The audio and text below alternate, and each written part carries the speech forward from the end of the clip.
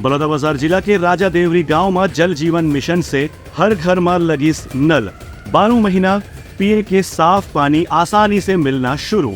बलौदाबाजार जिला के कसडोल तहसील के अंतर्गत राजा देवरी गांव में जल जीवन मिशन पूरा होए से गांव के लोगन मन ला अब नल से पिए के साफ पानी अपन घर में ही मिलना शुरू हो गए है।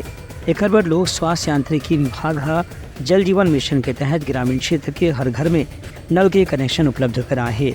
ये जल जीवन मिशन के उद्देश्य हर घर तक नल के माध्यम से पिए के साफ पानी पहुँचाए के ही रखे गए रही से, जेकर से ग्रामीण जनजीवन में खास तौर से स्वास्थ्य सुविधा में सुधार हुए।